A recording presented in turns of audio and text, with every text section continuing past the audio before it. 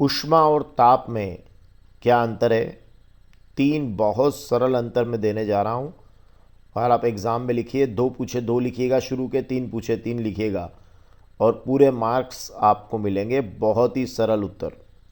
ऊष्मा और ताप में पहला अंतर लीजिएगा कि ऊष्मा ऊर्जा का एक रूप है और ताप जो है वो गर्माहट या ठंडेपन की माप है। तो ये वस्तु की गर्माहट या ठंडेपन की माप है और ये ऊर्जा का एक रूप है। दूसरी बात, आप इनके मात्रकों के बारे में लिख दीजिएगा कि ऊष्मा का एसआई मात्रक जूल होता है और ताप का एसआई मात्रक केल्विन होता है। आपको मालूम है कि 7 जो मूल राशियां जो आपकी बनाई गई है, इसमें ताप के लिए केल्विन एक मात्रक है। तो ऊष्मा का एसआई मात्रक जूल और ताप का एसआई मात्रक केल्विन। तो एक लाइन तो ये हो गई कि ये एक ऊर्जा का रूप है और इसका एसआई मात्रक जूल है। ये गर्माहट और ठंडेपन की माप है और इसका एसआई मात्रक केल्विन है। तो सामान्य तौर पर आजकल 2 ही अंतर पूछे जाते हैं तो आपका काम हो जाता है। लेकिन अगर उसके बाद तीसरा अंतर भी पूछा जाता है तो बड़ा मज़ेदार अंतर मैं आप लोगों को बता रहा हूँ कि जैसे मान लीजिए एक वस्तु का ताप 45 डिग्री सी है और दूसरी का 5 डिग्री सी है, तो फिर क्या होगा?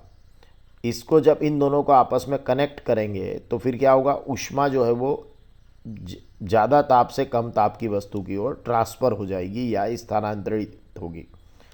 तो इससे आप तीसरा पॉइंट बना सकते हैं कि 2 वस्तुओं के बीच जो ऊष्मा का प्रवाह होता है वो उनके तापांतर का प्रभाव है। तो जो ये तापांतर का प्रभाव है इसके कारण ऊष्मा का प्रवाह हो रहा है।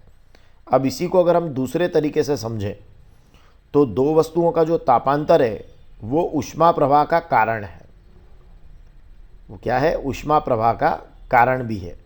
तो यहाँ आप ध्यान दीजिएगा कि 2 वस्तुओं के बीच ऊष्मा का जो प्रवाह हो रहा है वो तापांतर का प्रभाव है और 2 वस्तुओं का तापांतर उनके बीच ऊष्मा प्रवाह का कारण है। तो ये प्रभाव है और ये कारण है। इस तरीके से आप 3 अंतर लिख सकते हैं। तो आप समझें इनको, इस बात को। इसी चित्र से ये पॉइंट बना और इसी चित्र से ये पॉइंट बनाया है कि तापांतर के प्रभाव के कारण ऊष्मा का प्रवाह है। तो आप लिखेंगे ऊष्मा का प्रवाह तापांतर का प्रभाव है और जो तापांतर हो रहा है वही ऊष्मा प्रवाह का क्या बन गया है? कारण हो गया है। तो यहाँ कारण के लिए लिख देंगे आप, है ना।